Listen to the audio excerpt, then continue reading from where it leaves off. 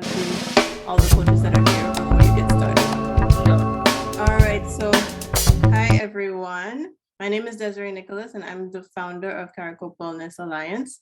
I am a clinical social worker and now I'm a mental health coach here at Caracope along with a few other brilliant people. Today I'm joined by 4 other coaches and today is being led by Jervelle Lafayette. She is a nutrition coach. And she is really, really awesome. All of the coaches here today are bosses on their own, doing their own thing. And I respect each and every one of them. And this is why they're here with me. We also have Kimana Nilstrong, who will be presenting today as well. Kimana is our fitness coach. And he is not just a fitness coach, but he's also a corrective exercise specialist. And so we'll get into that and get to know what that means today. Last week, we were led by Felicia Guerriere. Felicia is a bit under the weather tonight, so she may not be as interactive, but she is here and giving all her love. We talked about love and relationships and self-love last week. And so you'll find out how you can work with Felicia and all the other coaches later today. And last but not least, we have Cherise Thomas. She is a spiritual coach. She helps people become their higher selves. And I'm so happy that they're all here with me. So Javel, you can take it away. Okay, thank you, Desiree. And I just saw so many of my people joining, and so I just want to say hi. Don't forget to say where you're from. I'm not able to see the chat, so you guys will have to help me out with the questions that might come up. But last week we had a very interesting conversation with our love coach, as we mentioned, and something came up. She asked about chocolate. And I think after that, everybody went out to buy chocolate, saying that, our nutrition coach said you can have as much chocolate as you want. So we will be going a bit deeper into that.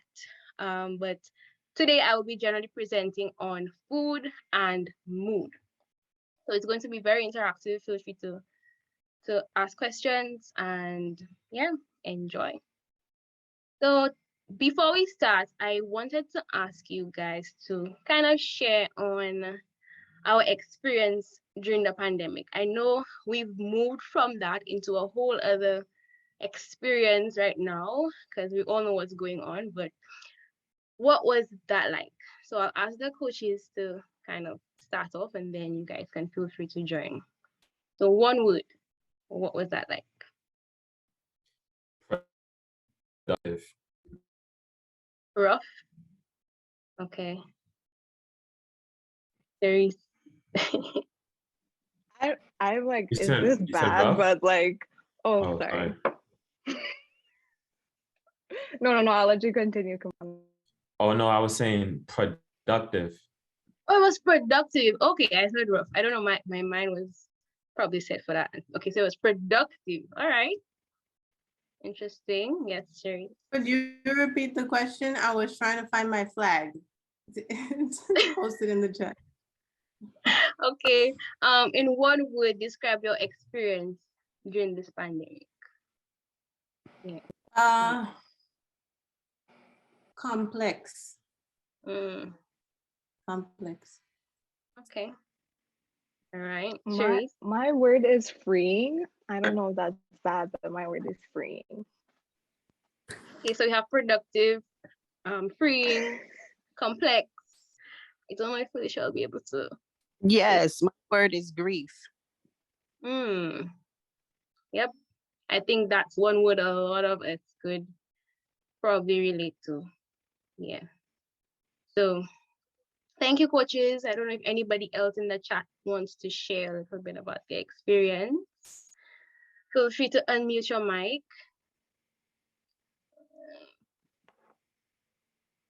I see. Someone said stressful. Dreadful? Stressful. Okay. Stressful. Okay. Anybody else? That's it for now. Okay, all right. So we don't have much time, but I think I can relate to almost all of it. To be very honest, there were some parts of it that were extremely stressful. So for me, I lived in Trinidad at the time. I spent 4 years in Trinidad, and all of a sudden we were told to just pack up everything, and in 2 days we had to just leave. So I had to leave all of my friends, my entire experience, my entire university experience in just like 2 days. And of course, the million things that I had accumulated over that time. I had to pack up in 2 days. So that was extremely stressful. And like transitioning back home, like moving back in with parents and all of that, it was definitely stressful. But for me, like Cherise, I had that moment where after I ate everything in the house and after I just slept all day and, had my fun, I was like, no, girl, you have to come back. You need some structure. And actually did start exercising again. I started eating better. I wanted to insert some pictures, but then that will come a bit, maybe sometime with my private coaching sessions. But I did gain weight and I did lose it after that. So it was definitely an experience I think we can all, remember. For many, work from home was stressful. So we had to kind of get used to what it was like being with our kids 24/7, being with our partners 24/7. For some people, it was freeing, it was very comforting having your own space, probably. But for others, it was very stressful. And boredom too was another part of that. So we found like our only exercise probably was going to the fridge and back, going to the fridge and back. So that's probably our only form of exercise for some. And I think stress is one way that, well, I don't think a lot of people deal with stress by overeating. Some people is the opposite, they don't eat as much.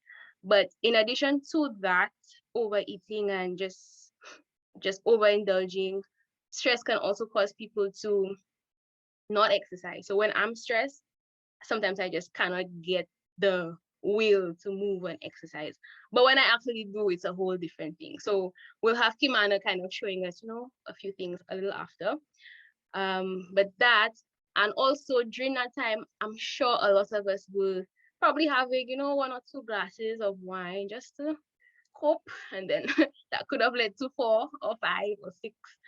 But the alcohol definitely contributed to calories for some people. So that lack of exercise, the overconsumption of alcohol and food, it was just like not a good combination. So the quarantine 15 was a thing. It was a thing. So I don't know if any of you know of this term too called hangry. Yeah. So yeah, I see you all shaking your heads. So Cherise, you want to share about that experience? Hungry. I know that from personal experience because I used to get hungry a lot. I tried like back then like intermittent fasting and all of that, and like at a certain point in the day if I don't eat, like my employees would be like, don't talk to her, like Oh wow. she's angry.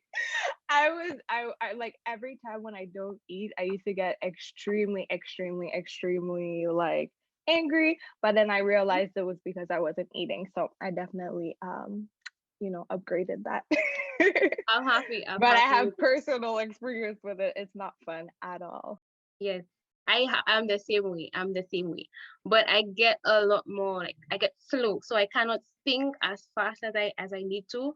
And I'm just like a couch potato basically. So our bodies are basically like a machine or a car, and you want to give it the best fuel, of course. We are Porsches and Lamborghinis and whatnot here, right?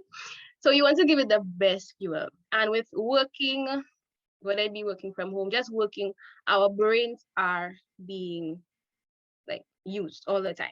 And the main source of fuel is sugar and the other scientific term, glucose.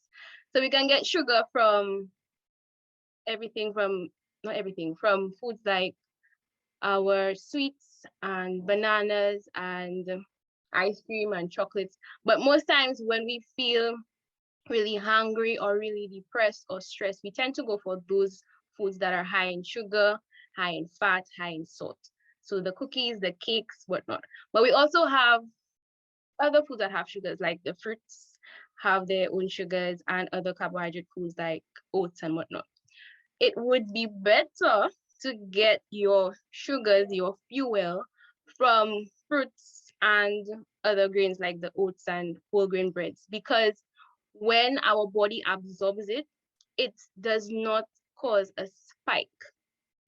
So I know some of us have had experiences with children where they have all of that sugar and they get like crazy. So that is called the sugar high. And after that, you just crash. So instead of having that crash, we want to have that sugar being released a little more slowly, so you feel good throughout the day. So you don't feel good instantly and then crash. So this slow release from the complex carbohydrates is a lot better than just having it from sweets and whatnot. You can get simple sugars from fruits, but along with that, you also get other nutrients that are really good for you, like vitamin Bs, you get fiber. So you really want to make the most out of the food choices that you make. And I have this big molecule here, this big chemistry compound thingy, and that is called serotonin. So when we're stressed, we produce a lot of what we call cortisol. So I know most of you might have heard of that before. And cortisol is a stress hormone, and that can lead us to overeat and gain weight and whatnot. And our body actually wants to produce more of that feel-good hormone. So we have dopamine, which is what we get from drugs, but we can also get other feel-good hormones like serotonin from different foods.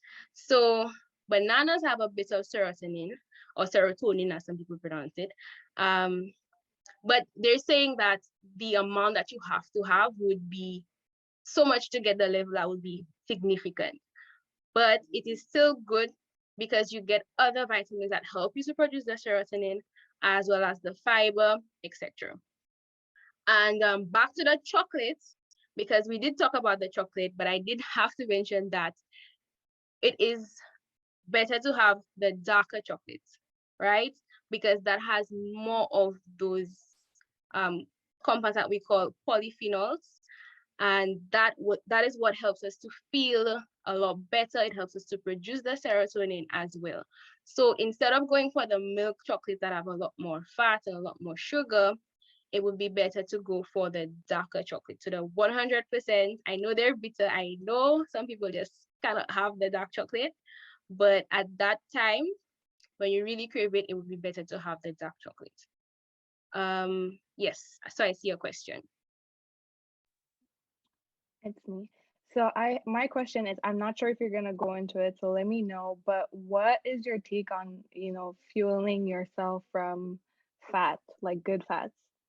Okay, yes, so we will touch on that in a little bit. Okay. So don't yeah, worry that'll about be it. like the next slide. So we'll touch upon that. But a lot of us too, women around that time, we do have those intense cravings, like really, really intense. Some persons more than others. And chocolate is one of the things that we go to. And the reason for that too is, again, because of the feel-good hormones that they help us to produce. So it's okay. And another mineral called magnesium. So chocolate has a lot of that. So just letting you know, I'm really promoting chocolate these days, guys. I don't know why. But yes, so around that time, it's really good to have, a bit of the foods that you like. And it's okay to indulge a little bit in what makes you feel good in comfort foods around that time, because it's only once a month and we want to kind of help to boost our feel-good hormones. Now, since Cherise, yes, I have a question. Yeah, I just wanted to say that it's really good to hear you say that, because we can get a lot of like grief and like have a lot of guilt around indulging a little bit. So it's good to hear that it's okay to do that around that okay. time. It's okay. It's okay to have a little chocolate. It's okay to have a little wine. It's okay, as long as the overall diet is generally healthier. right? So make sure that whatever you're eating around that is really nutritious, because our body needs so many things around that time. It needs more iron, we need more, like we said, magnesium, we need more fats. So make sure that we're meeting those needs as well, but also getting the comfort foods that help us to feel good, because we need to feel good around that time. So it's okay. So our diet mainly should look really close as possible to what we call the Mediterranean diet. And in my opinion, that is one of the best diets that exists. Why? Because it has a lot of the good fats, like Shirish was talking about. So we need fats. A lot of people demonize fat and say, oh, you don't like fat is bad or whatnot. Excess fat, too much fat, obviously, as Kamala would know, would lead to weight gain. But we need it. And we should try our best to get the good fats. So the good fats would be those that are high in omega-3s, like our fatty fish. Some people, when they think of fatty fish, they think of salmon. But realistically, salmon is still a luxury food for a lot of places. So especially in the Caribbean, we don't do salmon too much. So food like tuna, mackerel, sardines, those have a lot of omega-3s as well. When I was younger, and I know a lot of us can relate to that experience, our parents would give us the cod liver oil in the from the bottle. Oh my God, I can still taste I can still taste that, but there is a reason, and I feel like our parents kind of knew what they were doing, because at that time I think I was the brightest. Sorry to say, I was really, really, really performing at school, and I still do, but it worked. And the omega-3s do help to protect our brain. It promotes brain health because it helps to fight against what we call inflammation. So our brain is mainly made up of fats, and that is easily attacked. So what the healthy fats help to do is like protect and provide a protective barrier over our brains, and that helps to prevent us from getting dementia, things like dementia, schizophrenia, even in some cases that is linked to the brain, as well as depression even. So getting a lot of the omega-3s from that. We also get omega-3s from our nuts. So peanuts, cashews, almonds, and seeds like flax seeds, chia seeds, all of those have those omega-3s. The Mediterranean diet is also very high in vegetables. So you'll see a lot of bright colors. So you see the greens from the cucumbers, lettuce, kale. In St. Lucia, we have something that we call zepina, which is the amaranth leaves. And those are also very, very nutritious. So the aim is to have as many colors as possible on your plate, not at once, but throughout your diet. So you'll not be eating the same food all the time. You want to mix it up. So one day you'll have the orange from the carrots, another day you'll have the orange from the pumpkin. One day you'll have the green from peppers, another day. So you just have a variety of different foods as well. And the more plant foods, the better. All right? So as much as you can. Now, a lot of persons don't know, but what we eat directly affects our brain, because the two are connected, right? Not only do they look alike, because like, I was like, the intestines kind of look like the brain, but they're connected through chemicals, and they're actually connected physically. So there are nerves that are connecting the brain to the stomach and vice versa.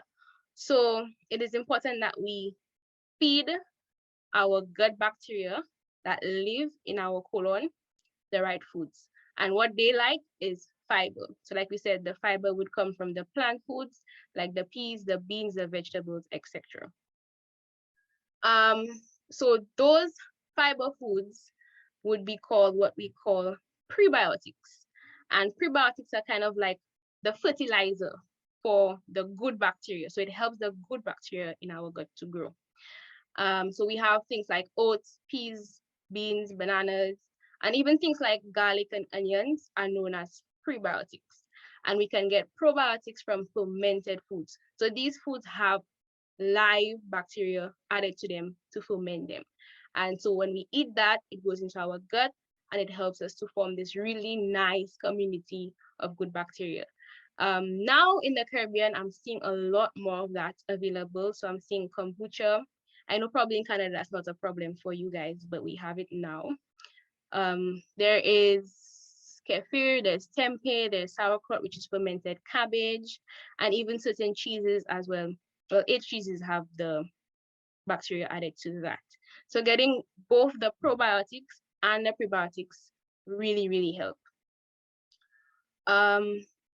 Yes, so the probiotics also help us with reducing the inflammation that affects the brain, as I spoke about, and it helps to boost our immunity. And some of the probiotics, they break down the food to help us to reduce our appetite. Some byproducts help us to reduce our appetite. So that really helps in terms of weight management. So if you cannot do it through the diet, you can also probably get a supplement, but I would advise diet first. And the last thing would be to be mindful. So we're not going to go too deep into that because we're going to have a session in our future coaching sessions where we actually get food and we go through the process. But being mindful is what the word says itself, being mindful, being aware, using all of your senses to really be present with the food. So we're going to taste the food and smell the food and feel the textures of the food. Because a lot of the times we eat with our phones, we eat watching the television, and we don't even know what we're eating. Sometimes we eat so fast and we're like, oh, I'm done already, because you weren't being present. So that is something that we can try from now, to be a bit more mindful of how we eat. I know I was running through because I had a lot to cover in a little bit of time, but last but not least, exercise is super important. So yes, diet is one aspect of things, but that goes hand in hand with our exercise as well. So I will pass you on to Kimana, who will give us a bit more about that.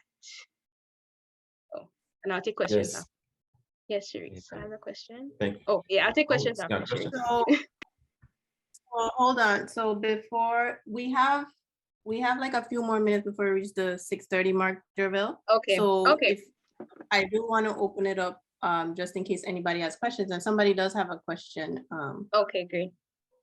So Keisha, you can either put it in the chat or unmute yourself.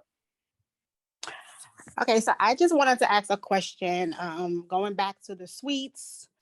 I'm not a sweet person and I don't like chocolate, but my comfort food is bread and pasta, which I know that's like, there's a lot of carbs, but that's my comfort food. So what do you like suggest with that? Because I'm not even a sweet person, I'm a foodie and I love it. Okay.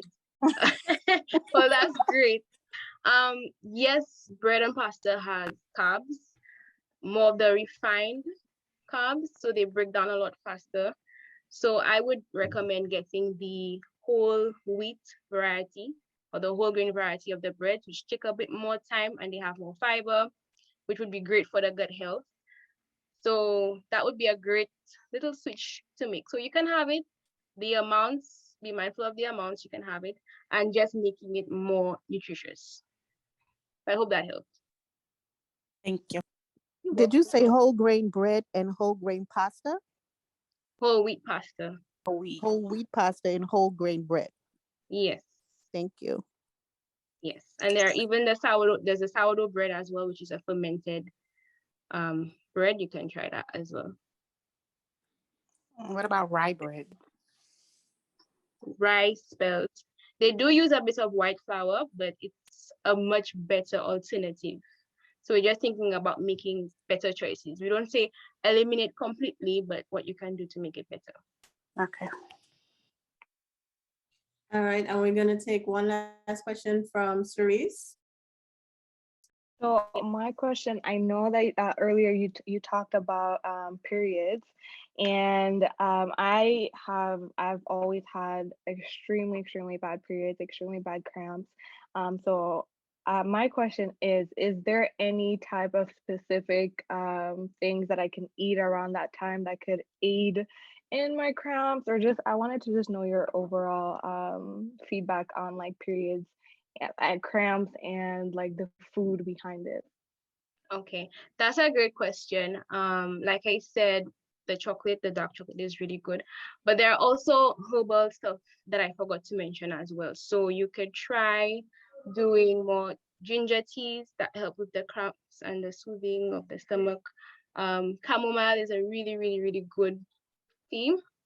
We have cinnamon tea also, and aromatherapy is really good too. So lavender, you can do mint teas, but you could do more aromatherapy during that time. Yes. Okay. So Thank you. I do like cinnamon tea, like for like the circulation and everything like that. So okay. thank Yes, you. it really helps. I have a All question. right. Okay, go With ahead. Yes, Felicia. With the menstrual cramps, do you also recommend taking magnesium? Yes, you can take the magnesium in the supplement form. And foods that have a lot of magnesium would be things like the dark green leafy vegetables. We have spinach, kale, grains, so brown rice, the whole grain bread, as we said, a lot of nuts, seeds would be really, really good sources of the magnesium that you could try to have a bit more. But I know that the magnesium supplements help as well. Yeah. We had a question in the chat. I don't know if we have, do we have to, can So we we'll connect it? have, Yeah, we have 2 minutes. yeah, so go ahead, Sharice. So Lauren says, for picky eaters, what do you think about blending vegetables into creamy sauces, or does that destroy the nutritional value of the veggies? Yeah. I'm all for hiding your veggies in whatever way you can, but we still have to be careful of what we do. So when you're adding the vegetables to the creamy sauces, you're adding it to the cream that has a lot of saturated fat and salt. And also sometimes the vegetables tend to be overcooked.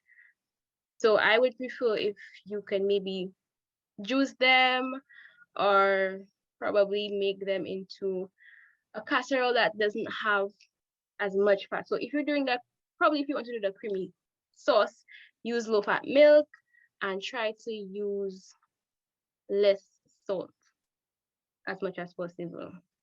So be very sensible in how you hide the vegetables.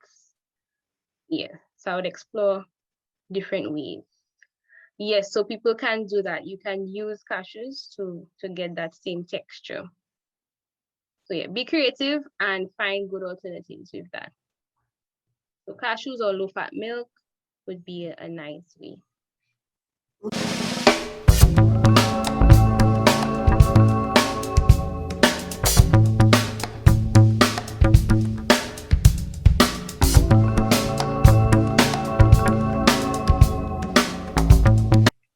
So yeah, a lot of stuff that Jarrell was talking about, I actually felt like switching my topic, but I'm not going to switch it now because I already told you guys I'm going to talk about something else. So I wanted to talk about, she started talking about blood sugar and stuff. So I was thinking, damn, now I want to talk about exercise and type 2 diabetes. But maybe that could be like another time or something like that. So today we're going to talk about knee pain. So first of all, Desiree talks about me being a corrective exercise specialist, and that's kind of a term that most people are not going to know about. And I didn't know about it until 2017.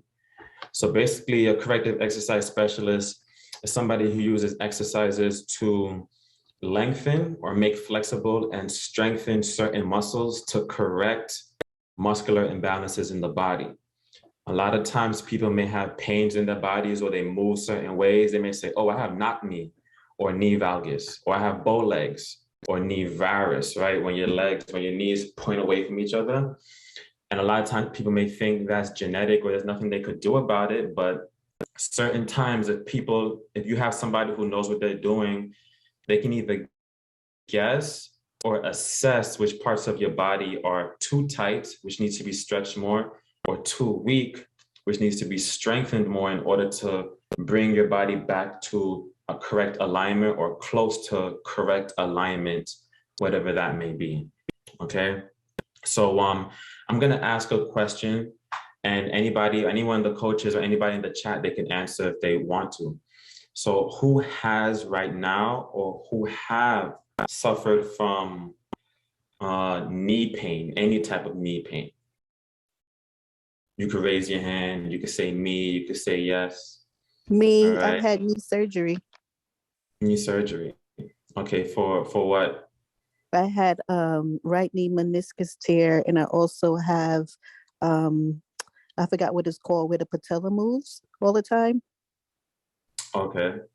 Mm-hmm. Okay, so yeah, so basically today we're going to talk about the patella. So patellofemoral pain syndrome, also known as runner's knee. So people who run a lot and people who jump a lot, but especially running a lot, they'll get that. And then chondromalacia patella. Okay, so that's a mouthful. But basically, patellofemoral pain syndrome, that's when the kneecap, everybody knows the kneecap. So the kneecap is the patella, okay? That is what's hurting you, the front part of your knee. And a lot of times, chondromalacia patella is when the cartilage under the kneecap is irritated, is degenerating, and is softening.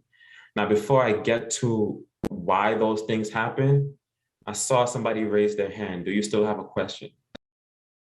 All right, Desiree, you got a question, right? No, I was raising my hand because I saw Renee raising her hand, but it looks like she lowered her hand. So maybe it wasn't a question. Maybe she was just saying, yes, she suffers from knee pain, I guess. You can say it in the chat or something, Renee. Okay. So basically, those are the two types of knee pain that we're going to talk about. So I know somebody said they had a meniscus surgery, and a lot of times they say that the meniscus is not something that can be repaired unless there's some surgical intervention implemented. However, there are some stuff showing that there may be hope for non-surgical intervention either right now or in the future. But as far as patellofemoral pain syndrome and chondromalacia patella, a lot of the times that happens because we have this imbalance in our hips and in our ankles. So a lot of the times when we have pain in our body, we are looking at the source of the pain, but we need to be looking above or below, because above, what's happening at the hips can influence what's happening at the knees, and what's happening at the ankles can influence what's happening at the knees, because everything is interconnected. It's called a kinetic chain. Everything is interconnected. So people who have flat feet, all right, their arches fall on the floor when they run or when they walk. Their toes or their ankles will internally rotate inward, and then their knees will follow because their ankles are connected to the knee by the long bone right here. And then the knees collapse. And now when the knees collapse, there's a lot of pressure from walking and running because the knees are not supposed to be absorbing that force in that way. And then the hips also collapse, which is even worse for women or females. I'm going to say females for the scientific term, because if you have ovaries or testicles, then what's happening in the body is going to be different. I have to say that because, well, I'm not a woman, I'm not female. But if you're female, because you have ovaries, if you're a male, you have testicles, and then that's going to determine how exercise and how our bones are shaped and all that stuff. So females is worse for females because females have a wider Q angle. So the Q angle is the distance from here, that's the front of your hip, down to your knee. And the closer the front of your hip is to your knee, the better. But because a lot of females have wider hips, then the front of their hips is further from the knee. So it's further from that alignment, and it's a lot more important for females to train, to make flexible and make strong the muscles that connect to the knee. So your quadriceps, which are your quad muscles. Who knows the quad muscles? I'm saying words like I take for granted these words, and sometimes I forget. Some people may not know what these words are. So who knows the quad muscles? That's the thigh muscle, the one in the front. And then you have the hamstrings on the back. Now, a lot of times, let me ask another question. Who does squats? Or who have done squats, right? Okay. So a lot of times people will go to the gym and they want to work on their legs. So they'll work their quads. A lot of times when we're going in and out of our house, daily life living, walking up the stairs, running, we emphasize the quads. However, overemphasis of the quads without attacking the hamstrings, which are on the back side of the knee, will cause a severe muscle imbalance. And now that you have that muscle imbalance, the ratio of strength of the quads far outpaces the muscle in the back of your leg. So one way to help prevent this knee pain is to bring back up the strength of the muscles in the back of the leg. So now instead of doing squats, you may want to do something called deadlifts or Romanian deadlifts, right? There are a lot of other things that you could do, and I can't get into all those exercises right now. Some of those exercises you may see or you will see when you come onto the group coaching for the fitness thing, which I'll show you later today, but I'm going to answer a question from Desiree. Yeah, Desiree. Could you talk about what it might feel like if the muscle on the back, like the hamstring, is weak? Like what might happen to a person? What would they feel? Okay, well, first of all, if the hamstrings, which is the muscle in the back, if that is weak, you're going to be more likely to have ACL injuries. Again, especially true for women, right? You're going to have ACL injuries. So some people, you may not have this pain in the front of your knee, but you may be like, damn, I feel something inside my knee. I can't touch it. It feels like inside, and it's like a sharp pain when I bend my knee a certain way or jump a certain way. That may be a ligament issue, an ACL injury. So you may not feel the hamstring itself giving way, but you're going to feel the ligaments inside of your knee giving way. And that's very important because like your cartilage towards somebody said something about the meniscus earlier, but like your cartilage and your ligaments, like the meniscus or the ACL, once those things are damaged, it's hard for those things to be rejuvenated because they lack blood supply. So if you injure a muscle, if you pull a muscle, it may be easier to regenerate that muscle through some movement because you get blood going through the muscle. Every time you contract the muscle, you get blood going there. It's not the same for your tendons. It's not the same for your ligaments or your meniscus, right? So in order for us to take very good care of these things, we want to make sure the muscles that are surrounding it, all of the muscles that are surrounding it, they got to be flexible and they got to be strong, okay? So as far as the knee goes, for the hamstring, you want to make it strong because it pulls. You want to make it flexible and strong because it pulls on the back of the knee, because it connects to the knee. If it's tight, it's excessively tight, it pulls on the back of the knee.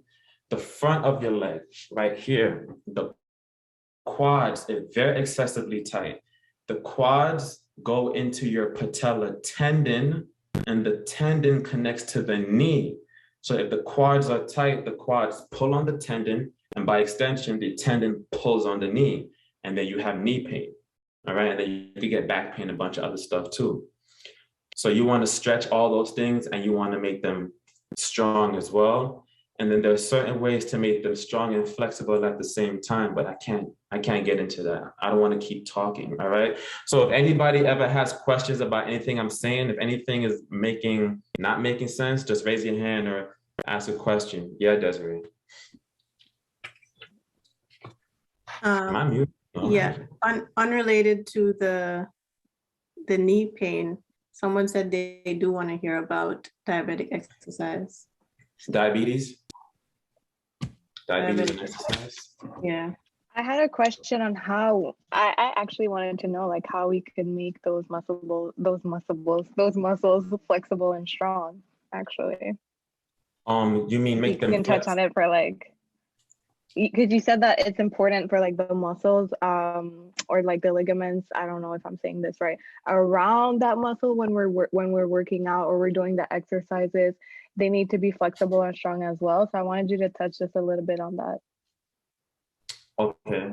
So like anything we can do in particular to help. Okay. All right. So you know what? I may see if I could give you like a little demonstration over here. All right. But basically, Yeah. Do you have a video of it in the app that you're going to show today? Oh, that's a good idea. Yeah, I do have videos. I have videos. I have a bunch of customized videos that I've made for martial arts programs, body weight programs that demonstrate me doing the exercises and then explaining how to do the exercises to get the biggest benefit from it. Because me, I've been in the fitness culture for a while, and I see stuff on Instagram, I see things in the gym, I see things in the martial arts schools, and it's not just what you do, but it's how you do what you do. You could tell me you do squats, this, that, and the third, but you could actually be damaging your knee if you're not doing it the correct way versus the right way. So later on, or maybe even right now, I could probably start showing you some of that stuff. But before I get into that, let me just touch on a few stuff before I get into that.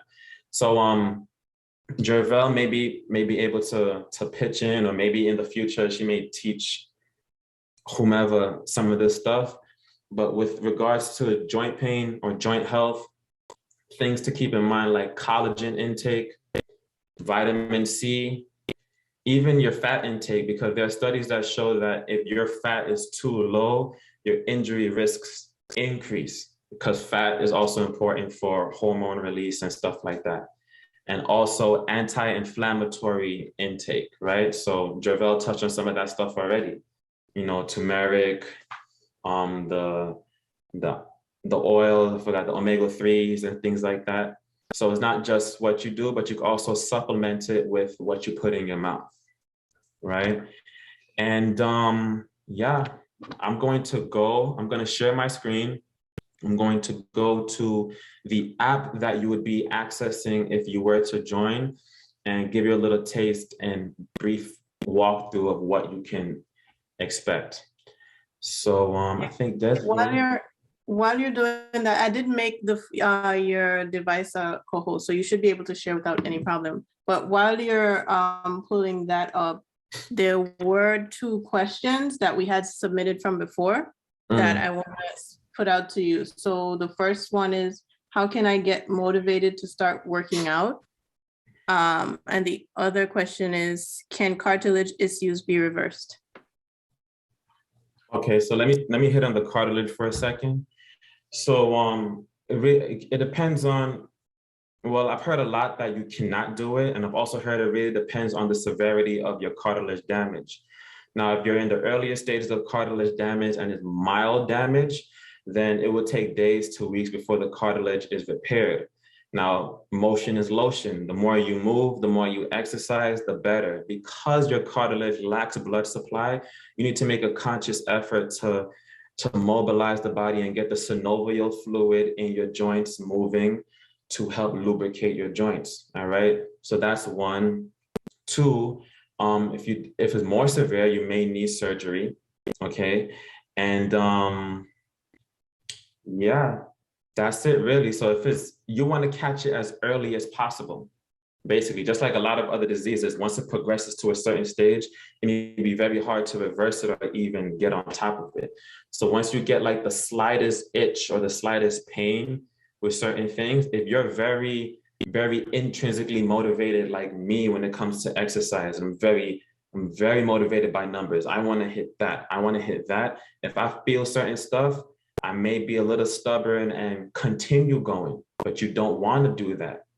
If you feel certain things, you want to take a rest, or you may want to alter how you do the exercise. You may want to alter how you do the exercise, get a substitute exercise that still works the same muscles without putting stress on the inflamed joint.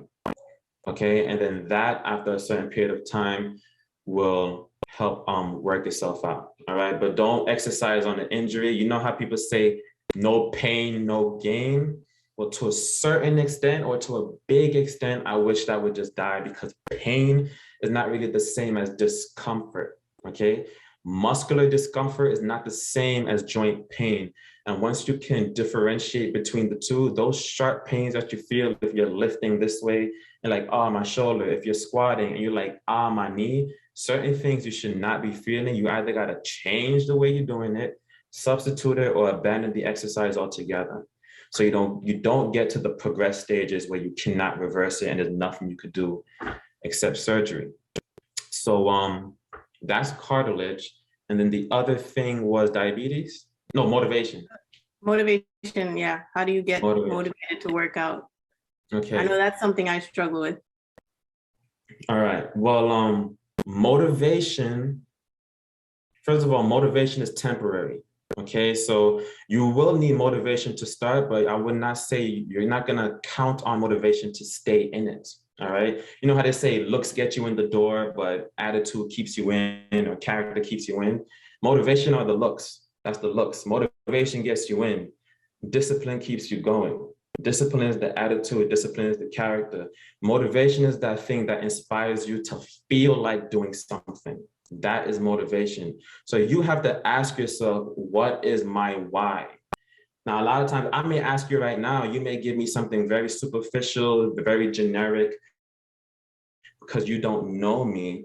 So you're going to give me something like, I want to be healthy, but that's your extrinsic motivation. That's your extrinsic factor. That's not the real reason why. That's not your real motivation. If I was to ask you why you want to be healthy, you would tell me why. And then I would ask you why again, and then you would tell me again. I would ask you why again, you would tell me again. I keep chipping away until I get into your intrinsic motivational factors. That thing, it may be, I want to look more attractive for my spouse. I don't want to die early so my kids can see me. I want to see them graduate. I despise the way I look. I want to look the way I looked when I was in high school. That is your motivation. Not, I just want to be healthy, this, that, and the third. Now, that's not something you have to share with anybody. That could be a conversation, a hard conversation that you have with yourself, whether it's in your mind, you're talking out loud, but you need to have that conversation with yourself. You need to find out what that real why is. And then that is going to give you the kick that you need to get started. And then once you get started, you're going to need the discipline to continue, because motivation wanes, but you need discipline to continue. So that's some cartilage, and that's motivation. All right, and so we've come to the part where all of the coaches are gonna be talking to you about how you can work with them. Kimana is going to go first, and he's gonna be sharing his screen. So Kimana, you can start pulling that up just to show you guys what working with these coaches would be like. I got it up.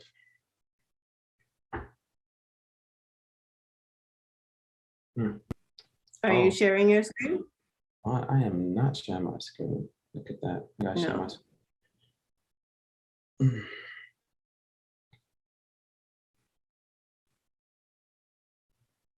Alrighty. There we go. We see it. All right, everybody. So this is what it is. This is not going to be your program. This is my program. I have my own account on my app. Okay. So basically, when you open the app, at the top screen, you're going to see something called Things to Do Today. That's going to be your scheduled workout for the day. Now, when you get to the one under it, let's say the one that says Core, Balance, and Feet, you're going to click it. And when you click it, oh, I got to come over here. When you click it, all the stuff here are going to be what you have to do for the day. This is what I did. Okay. Now, what you can do when you're in the workout is going, oh, I clicked the wrong thing, sorry. When you're in the workout, is going to look like this. So you see the top right-hand corner with the 3 dots. I will click those 3 dots. Click. And then this is what would come up if you were doing it. So you have a space to put in your repetitions, the amount of times you did the workout, and you have a space to calculate or to input how many pounds you lifted. Now you also have a demonstration. So if you don't know what to do, you will click the picture. I'm gonna go back. You see the picture next to the words. You could click one of those pictures. Let's see, I click this one. And then a video is gonna come up. Now you're gonna click full video. And then and then a demonstration comes. Now in the beginning, I'm gonna pause it. In the beginning, normally you're gonna see a demonstration. It's a very short demonstration because a lot of people don't have the time to look at a 5-minute video. But if I scrub the video a few seconds over, you see I get into the frontal of the coronal plane, all right? When you are swinging the dumbbell, you want the dumbbell to kind of, there's an explanation, okay? And that is just this exercise. So you have the more common exercises, squats, deadlifts, and things like that. And you have a view from the front, a view from the side, and sometimes a view from the back, because you may be like, am I doing this right? You won't have to ask if you're doing this right, because you can see how I do it and see how I explain it as well. So I'm gonna cancel this part. I'm gonna quickly go through the rest so that the other coaches can go. I'm gonna discard this. Okay, I'm gonna exit this. If I go to the bottom, if you look at the bottom, you see there's a rocket that's highlighted in blue. Next to that rocket, you have a calendar sign. I'm gonna click the calendar. And then from there, I can see everything that is scheduled. So at the top, you can see you have scheduled progress photos. You have different, it depends on what you need. You can even reschedule workouts based on your availability. So let's say today is Thursday and you can't do core balance and feet, but you know you could do core balance and feet on Friday. I can hold it, move it to Friday. And then when Friday comes, I'm like, okay, nah, Katrina, I'm gonna do this on Friday. I'm gonna put this back. Again, all the way at the bottom, now to the right-hand side, all the way to the bottom, you have my face. You could click my face. And if you have to type me a message, you go there, you could type me a message.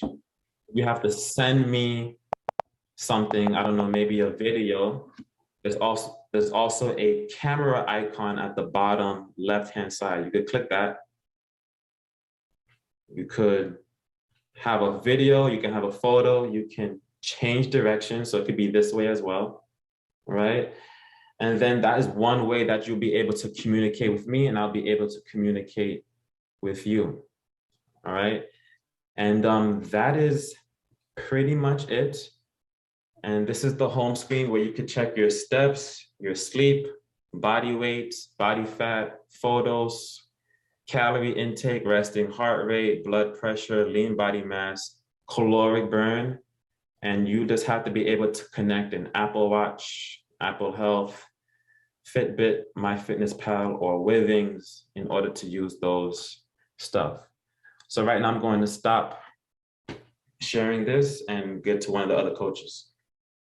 All right, so if you are looking for a convenient way to get some exercise in, Kimana's coaching program is a good way to do that. It's all through an app. You can do it on your own schedule. And that I think is the best thing about it. I've posted our coaching catalog in the chat.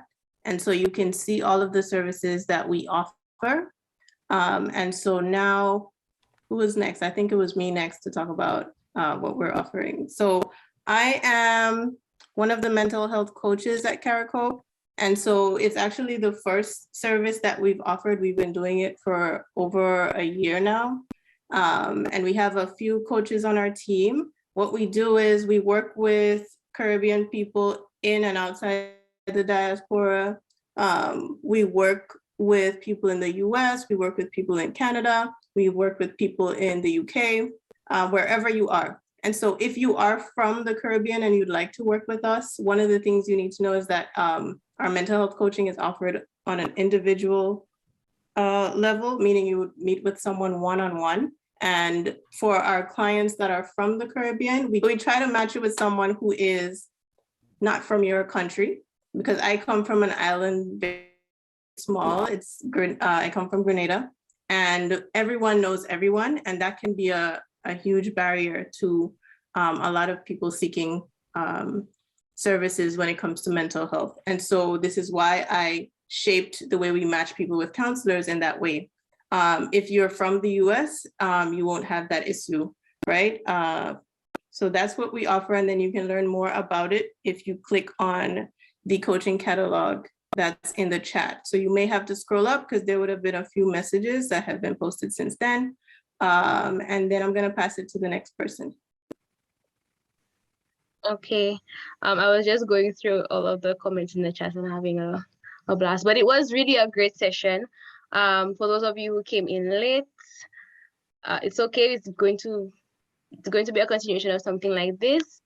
We will have a lot of community support. So what I want to do is to build a tribe of persons who have this drive and this energy and who are disciplined, as Kimana said, to keep each other accountable and to work on our nutrition goals. So it is very important that we feed ourselves from the inside out with the best food, and we want to kind of learn how to do that. So I will use my expertise to help you to get there. So that is what it's about, mainly group support. Every month we will be having a session where we have a topic and we kind of can come together and ask questions, etc. So that is what it will look like. Everyone, I'm Cherise Thomas and I'm your spiritual coach. So what it will look like in our spiritual coaching group, this is truly a space where you can, a safe space where you can expect to truly bear whatever is on your heart, your soul, and mind. We're also going to have a little community as well where we support each other on our growth, where we share tidbits of wisdom, etc. But mostly what it's going to look like is every single month, we will have monthly group coaching calls, which are going to be live coaching, and they're going to be around 60 to 90 minutes. Every month, you guys will get the dates as we go. And right now, we're going to be starting 1st of April. I know I'm going fast. Let me know if you guys have any questions down below. Truly a space where you can come in, bare your heart and soul, like I said, and truly receive guidance and emotional support. It's also a place where if you guys are lost, if you're feeling like very indecisive, you don't know your next step in life, or you're just not sure what you're here to create, this is definitely the space for you. These are the type of things that we delve into, truly helping you feel like truly helping you connect to your inner self, to your authenticity, making sure that you're creating a life that's truly in alignment with whatever it is that you're here to create. So this is the purpose of the spiritual coaching, and I can't wait to see many of you guys there if this is something that you're interested in.